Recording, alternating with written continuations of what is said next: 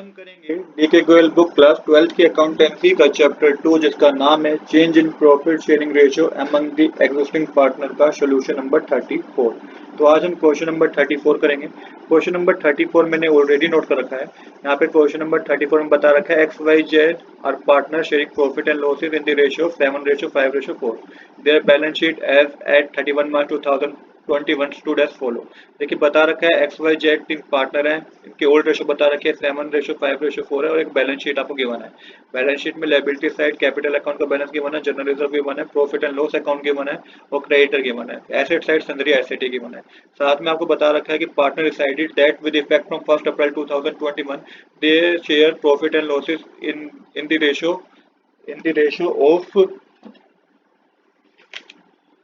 3:2:1. For this purpose, goodwill of the firm was valued at 1,50,000. The partner do not want to distribute the general reserve and profit. Pass a single journal entry to record the change and prepare a revised balance sheet.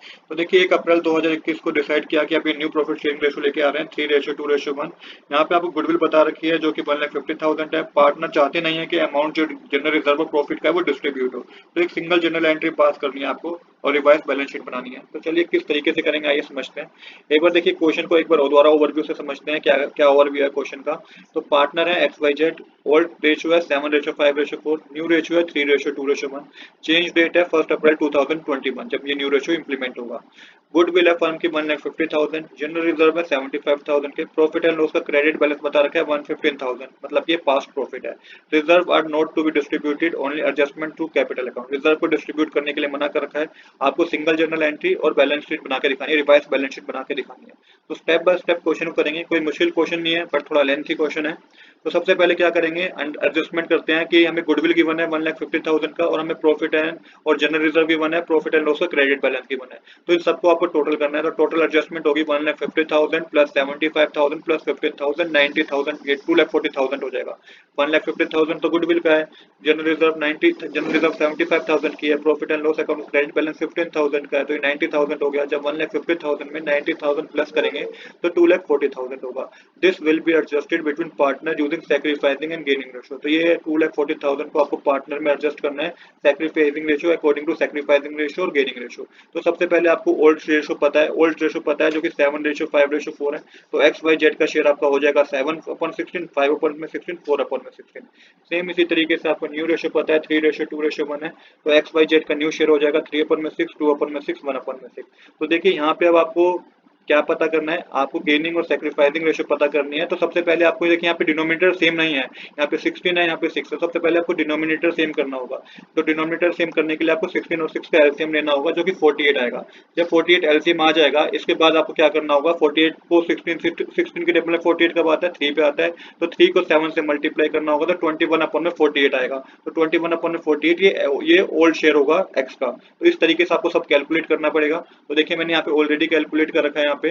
तो देखिए x का जो old share अब होगा LCM लेने के बाद तो 21/48 होगा, y का 15/48 और z का 12/48 और न्यू शेयर जो होगा x का 24/48 होगा, y का 16/48 और z का 8/48। मैंने फिर बताया कि यहाँ पे एलसीएम लेना पड़ेगा 48 जो कि डिनोमिनेटर माना जाएगा। उसके बाद आपको पहले डिनोमिनेटर से डिवाइड करना है, फिर ऊपर जो भी आएगा उसको मल्टीप्लाई करना है। तो यहाँ पे मैंने बताया कि ओल्ड शेयर में मल्टीप्लाई 3 से किया है, जो भी आपको ओल्ड शेयर गिवन था उसको 3 से मल्टीप्लाई किया है, और जो न्यू शेयर आपको गिवन था उसमें किससे मल्टीप्लाई किया है, उससे आपको उसमें आपको 4 से मल्टीप्लाई किया है। आई होप कि यहाँ पे आपको कोई डाउट नहीं होगा कि किस तरीके से हमने इसको सोल्व किया है। अब किस तरीके से करेंगे इसको समझते हैं। हम यहाँ पे देखिए फाइंड करना है आपको सैक्रिफाइसिंग और गेनिंग रेशियो। तो यहाँ पे old share minus new share करेंगे। अगर आपने old share minus new share किया है तो यहाँ पे जब आपका नेगेटिव वैल्यू आएगी तो उस पार्टनर ने गेन किया है, अगर पॉजिटिव वैल्यू आएगी तो उसने सैक्रिफाइस किया है। इस बात को आप याद रखिएगा। तो यहाँ पे अब सेम आपको लिखना है, ओल्ड शेयर है जो पार्टनर का एक्स वाई जेड का वो लिख लिया, न्यू शेयर आपने लिख लिया। अब डिफरेंस आपको पता करना है तो ओल्ड माइनस न्यू करना है। तो ओल्ड है 21/48 माइनस करेंगे 24/48 तो -3/48 आएगा। तो नेगेटिव वैल्यू आई है तो उसने गेन किया है, पॉजिटिव आती तो सेक्रीफाइस किया होता। तो नेगेटिव वैल्यू आई है तो गेन किया है। सेम इसी तरीके से यहाँ पे भी 15/48 माइनस 16/48 करेंगे तो -1/48 आएगा। तो इसने भी वाई ने भी गेन किया है और जेड ने क्या करा है, जेड ने सेक्रीफाइस किया है। इसका मतलब ये है कि गेनिंग पार्टनर है एक्स वाई और सेक्रीफाइसिंग पार्टनर है जेड। जेड ने सेक्रीफाइस किया है, एक्स और वाई ने गेन किया है। मैं यहाँ पे फिर रिपीट करता हूँ, बच्चे बहुत कंफ्यूज होते हैं। यहाँ पे हमने old share minus new share किया है। तो ओल्ड शेयर माइनस जब न्यू शेयर करते हैं तो जब नेगेटिव वैल्यू आती है तो उस पार्टनर ने गेन किया होता है, जब पॉजिटिव वैल्यू आती है तो उस पार्टनर ने क्या किया होता है, सेक्रीफाइस किया होता है। तो अब क्या करना है आपको, अब हमें पता है टोटल एडजस्टमेंट 2,40,000 की थी, जेड ने कितना सेक्रीफाइस किया है, 4/48 शेयर सेक्रीफाइस किया है। तो 2,40,000 का 4/48 कैलकुलेट करेंगे तो 20,000 आएगा। इस 20,000 को जो एक्स वाई गेनिंग पार्टनर थे ना वो आपस में क्या करेंगे, शेयर करेंगे। तो 20,000 का जो जेड ने सेक्रीफाइस किया है, अब एक्स वाई उसे क्या करेंगे, शेयर करेंगे गेनिंग रेशो में। तो अब किस तरीके से कैलकुलेट करेंगे आप, तो देखिए एक्स का शेयर कितना होगा, जब 20,000 मल्टीप्लाई 3/4 करेंगे, क्योंकि इनका गेनिंग रेशो 3/3 था, तो 3/4 करेंगे तो एक्स जो शेयर करेगा 15,000 रुपीज शेयर करेगा, और वाई जो शेयर करेगा वो 5,000 रुपीज शेयर करेगा। अभी हमने जो डिस्ट्रीब्यूट किया 20,000 का अमाउंट, वो गेनिंग रेशो में डिस्ट्रीब्यूट किया है, जो कि 3/48 और 1/48 था, तो ये 3:1 हो जाएगा। अब यहाँ पे जनरल एंट्री आपको करनी है। मैंने बताया जिस पार्टनर ने गेन किया होता है उनको हम डेबिट करते हैं, और जिसने सेक्रीफाइस किया होता है उसको हम क्रेडिट करते हैं। तो जनरल एंट्री जो बनेगी, X capital account debit, Y capital account debit to Z capital account. तो जेड ने 20,000 का सेक्रीफाइस किया था, तो अब एक्स और वाई क्या करेंगे, 15,000 आपको एक्स में से डेबिट करना है, 5,000 आपको वाई के अकाउंट कैपिटल अकाउंट में से डेबिट करना है, और जेड के कैपिटल में आपको 20,000 ऐड कर देने हैं। यहाँ पे आप नरेशन लिखेंगे, being adjustment made for goodwill, general reserve and profit on change in profit sharing ratio without affecting book value. तो इस तरीके से आप नरेशन लिखेंगे।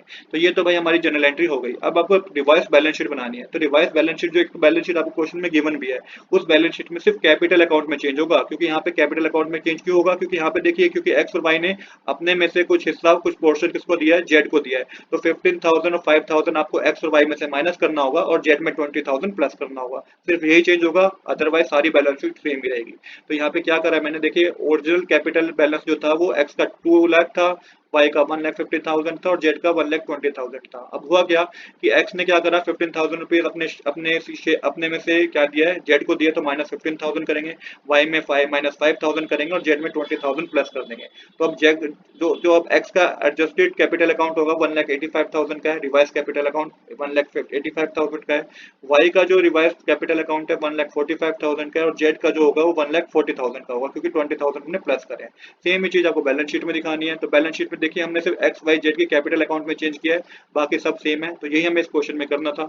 आज के लिए इतना ही। I hope you like this video. If you like this video please do subscribe this channel. Thanks for watching.